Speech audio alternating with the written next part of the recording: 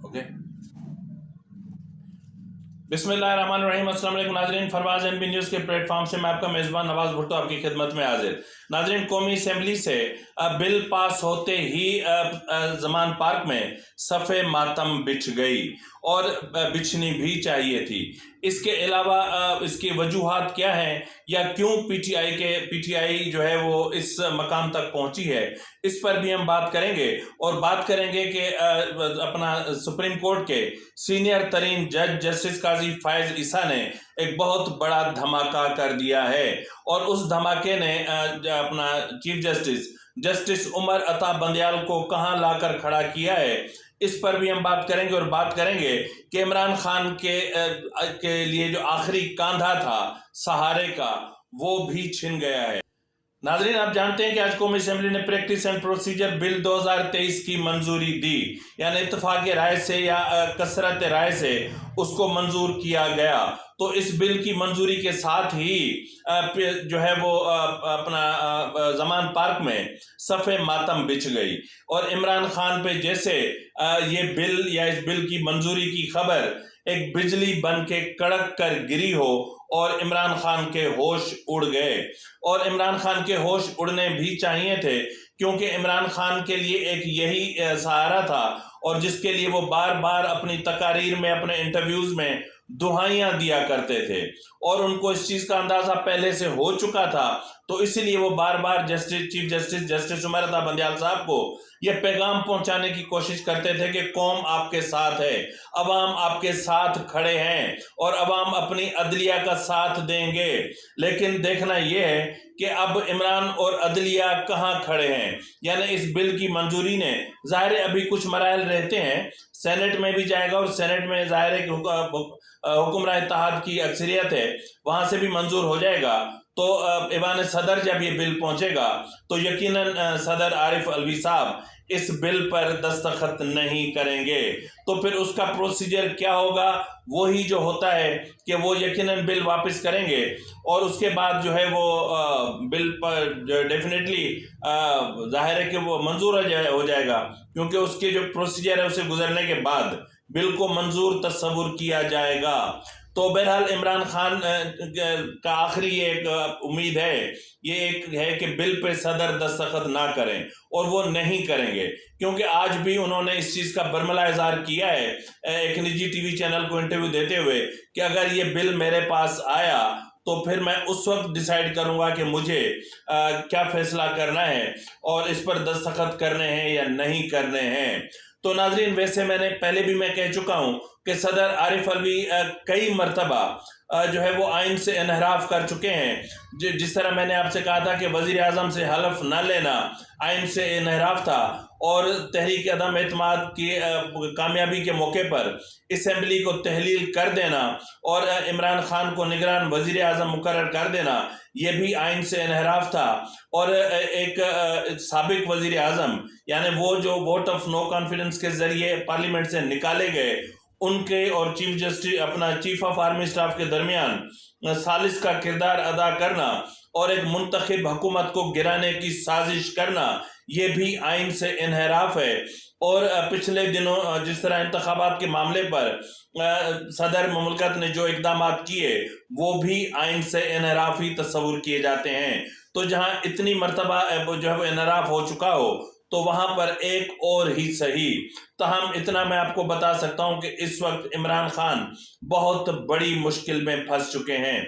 इससे पहले कि मैं इमरान खान के मामले पर ज्यादा बात करूं, मैं आपको ये बताता चलूं कि आज जो है वो सुप्रीम कोर्ट के सीनियर तरीन जज जस्टिस काजी फायज ईसा की 3 रुकनी अदालत ने एक बहुत बड़ा धमाका कर दिया है, एक बहुत बड़ा फैसला जारी कर दिया है। ये हैरान कुन फैसला है और यही वो फैसला है जिसने चीफ जस्टिस उमर अता बंदयाल को बंद गली में खड़ा कर दिया है। नाजरीन, सुप्रीम कोर्ट ने ये जो है वो जो जस्टिस काजी फायज ईसा की तरफ से जो फैसला जारी किया गया है, उसमें कहा गया है कि सुप्रीम कोर्ट ने जो है वो रूल्स बनाए जाने तक आर्टिकल 184 के सबसेक्शन 3 के तहत अज खुद नोटिस के तमाम केसेस मुलतवी करने का हुक्म दे दिया है। اور اس کے علاوہ سپریم کورٹ میں حافظ قرآن کو 20 اضافی نمبر دینے کے از خود نوٹس میں جسٹس قاضی فائز عیسیٰ کی سربراہی میں 3 رکنی خصوصی بینچ نے فیصلہ جاری کیا۔ ناظرین، خصوصی بینچ میں جسٹس امیر الدین اور جسٹس شاہد وحید بھی شامل ہیں اور فیصلہ 2-1 کے تناسب سے جاری کیا گیا ہے۔ فیصلے کے مطابق چیف جسٹس پاکستان کو خصوصی بینچ بنانے کا اختیار نہیں ہے۔ سپریم کورٹ رولز میں چیف جسٹس کو اسپیشل بینچ بنانے کا بھی اختیار نہیں ہے۔ اسپیشل بینچ میں مختلف بینچز سے ایک جج کو شامل کیا گیا اور عدالتی وقت ختم ہونے کے وقت کیس کی سماعت کے لیے مقرر کیا گیا۔ فیصلے میں کہا گیا ہے کہ پاکستان کے عوام اراکین پارلیمنٹ کے انتخاب کے وقت ان کا احتساب کرتے ہیں۔ اراکین پارلیمنٹ الیکشن میں عوام کو جواب دہ ہوتے ہیں اور قوانین کے تحت بیوروکریسی حکومت کو جواب دہ ہوتی ہے۔ عدلیہ اس طرح کسی کو بھی جواب دہ نہیں ہے۔ عدلیہ اس طرح کسی کو بھی جواب دہ نہیں ہے، کیونکہ ظاہر ہے کہ اگر عدلیہ اپنی ڈومین میں رہے اور اپنی جورسڈکشن میں اور جو ان کو کانسٹیٹیوشن نے اس کے لیے حدود و قیود کا تعین کیا ہے اس میں رہ کر اگر کام کرے تو پھر معاملہ ہی کیا ہے، پھر تو سب کچھ سموتھ چلے گا۔ ناظرین، فیصلے میں قرار دیا گیا ہے کہ چیف جسٹس کے پاس اختیار نہیں بینچ کی تشکیل کے بعد کسی جج کو بینچ سے الگ کریں۔ ایک جج سپریم جوڈیشل کونسل کو جواب دہ ہو سکتا ہے لیکن جوڈیشری نہیں۔ فیصلے کے متن کے مطابق چیف جسٹس اپنی دانش کو آئین کی حکمت کی جگہ نہیں دے سکتے۔ آئین نے چیف جسٹس کو یک طرفہ اور مرضی کا اختیار نہیں دیا۔ سپریم کورٹ کے تمام ججز کو اجتماعی طور پر تعین کا کام چیف جسٹس انجام نہیں دے سکتے۔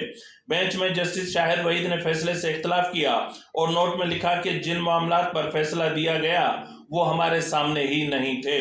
خیال رہے کہ سپریم کورٹ میں پنجاب اور خیبر پختونخوا کے انتخابات کے از خود نوٹس کیس بھی زیر سماعت ہے، جس میں چیف جسٹس عمر عطا بندیال کی سربراہی میں 5 رکنی بینچ سماعت کر رہا ہے۔ ناظرین، بنیادی طور پر یہ جو بینچ ہے جو اس وقت پنجاب اور خیبر پختونخوا کے جو انتخابات کے حوالے سے کیس کی سماعت از خود کیس کی سماعت کر رہا ہے، بیسیکلی یہ از خود نہیں تھا، اس کو از خود بنایا گیا، اس کو از خود ڈیلیبریٹلی بنایا گیا، حتیٰ کہ کیس محض ایک ٹرانسفر پوسٹنگ کا تھا اور اس کو جو ہے وہ از خود کو اپنا نوٹس میں تبدیل کیا گیا۔ لیکن اس کے بعد یہ ہوا کہ عدلیہ میں تقسیم پہلے ہی تھی اور اب تقسیم جو ہے وہ بغاوت کا روپ اختیار کرنے لگی ہے۔ لیکن آج جو حکومت نے پریکٹس اینڈ پروسیجر بل 2023 منظور کیا ہے، اس کے بعد سپریم کورٹ کو یا چیف جسٹس کو کم سے کم 184 کے سب سیکشن 3 کے تحت اپنے حدود کا خود تعین کرنا چاہیے۔ یہی اس میں بہتری ہے کہ جو ہے وہ کس طرح جو ہے وہ چیف جسٹس نے اپنے آپ کو دیکھنا ہے۔ ناظرین، جس طرح میں نے کہا کہ اس اپنا جسٹس قاضی فائز عیسیٰ کے اس فیصلے کے بعد جو ہے وہ چیف جسٹس بند گلی میں کھڑے ہو گئے ہیں۔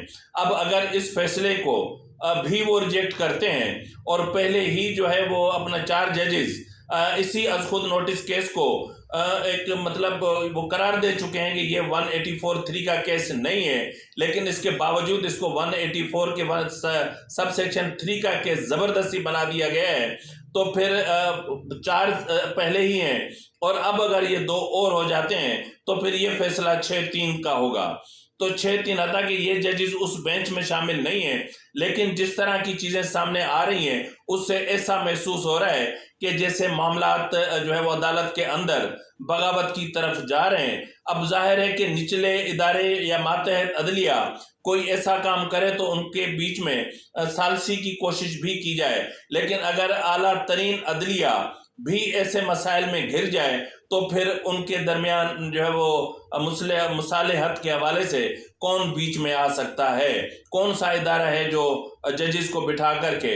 اور اب ایک ہی طریقہ رہ گیا ہے کہ آج جو بل منظور ہوا ہے اس بل کو منوعاً تسلیم کیا جائے، کیونکہ کچھ ججز جن کا اپنا کچھ وکلاء جو مختلف بار سے تعلق رکھتے ہیں اور جن کا تعلق پی ٹی آئی سے بتایا جاتا ہے، ان کی مخالفت کی وجہ سے ممکن ہے کہ جو ہے وہ عدلیہ بھی کوئی نہ کوئی ایسی چیز کرے، اور یہ بھی امکان موجود ہے کہ اس بل کی منظوری کے بعد इस बिल को सुप्रीम कोर्ट में चैलेंज कर दिया जाए तो चैलेंज की सूरत में अदलिया में मजीद तकसीम पड़ेगी और ये मामला और बगावत की तरफ जाएगा।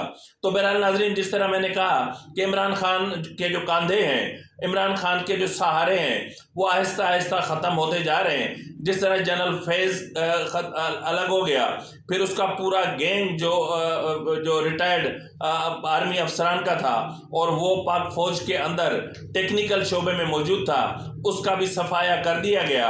और जिस तरह जनरल बाजवा की जो बाकियात थी, उनका भी सफाया कर दिया गया। और आखिरी जो था वो जुडिशल इस्टेब्लिशमेंट का सहारा था। अब मेरे ख्याल में वो भी इनसे अलग होता जा रहा है। तो इस वक्त इमरान खान और जो है वो चीफ जस्टिस उमर अता बंदियाल दोनों जैसे बंद गली में खड़े हो गए हैं और मेरे ख्याल में आज रात इन दोनों को नींद नहीं आने वाली। और कल क्या होता है और कल कौन सा नया फैसला सामने आता है, या कल के बेंच में जस्टिस काजी फैज ईसा के इस फैसले को किस तनाजुर में देखा जा सकता है, या फिर जो ये जो अपना प्रैक्टिस एंड प्रोसीजर बिल 2023 मंजूर हुआ है, आया इसके बाद 100 मोटो के तहत जो भी मामलात हैं, आया उनको इल्तवा में डाल दिया जाता है, या इस बिल को पसे पुश्त डालते हुए और ये कह करके कि अभी बिल मंजूर नहीं हुआ, यानी यूं समझ लें कि अभी बिल नाफिजुल अमल नहीं हुआ, तो इसलिए अभी जो है जितने भी मामलात हैं वो जूं के तूं चलेंगे। अगर ये चीज रख के बात की जाती है तो फिर मामला और ज्यादा खराब हो जाएंगे।